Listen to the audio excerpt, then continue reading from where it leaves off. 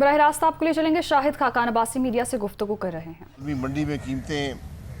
بہت بڑی حد تک بڑھ چکی ہیں اور یہ جو فیصلہ ہوا تھا مارچ کے اندر اس کی ایک بڑی قیمت آج حکومت کو ادا کرنی پڑتی ہے۔ اس معاملے پر بھی غور ہوا اور اس کا بھی حل تلاش کرنے کی کوشش کی جا رہی ہے کہ حکومت کے معاملات بھی چلتے رہیں اور جو کنڈیشنلٹیز طے ہوئی تھیں آئی ایم ایف کے ساتھ پچھلی حکومت میں ان پر بھی عمل درآمد رہے تاکہ وہ نظام بھی چلتا رہے اور عوام پر بھی اس کا بوجھ کم سے کم پڑے، یہی کوشش ہے۔ لیکن آج جو ملک کی حقیقت یہ ہے کہ آج سیاست جو ہے وہ پس منظر میں ہے اور معیشت جو ہے وہ آج ملک کا اصلی مسئلہ بن چکا ہے، اور ان معاملات کا حل بھی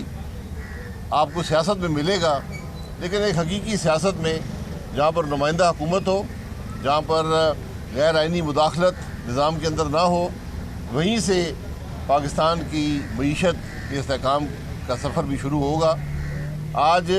تو جو خرابیاں 4 سال میں عمران خان نے کی ہیں، ہماری حکومت کی کوشش ہے کہ جو عرصہ ہے اس کے اندر ان معاملات پر قابو پانے کی کوشش کی جائے، ملک کی معیشت کو استحکام دیا جائے۔ یہ مشکل سفر ہے کیونکہ جو خرابیاں ہیں وہ اتنی بنیادی اور اتنی وسیع ہیں کہ ان پر قابو پانا اتنے چھوٹے عرصے میں ممکن تو ضرور ہو سکتا ہے، لیکن ایک مشکل سفر ہے۔ تو اسی پر ہماری حکومت کوشش کر رہی ہے۔ شہباز شریف صاحب اپنی پوری محنت سے کام کر رہے ہیں، اس کے اثرات بھی ہمیں امید ہے کہ عوام کو ضرور ملیں گے، لیکن جو اصل بات یہ ہے کہ آج ہمیں پاکستان کو اولین ترجیح دینی پڑے گی۔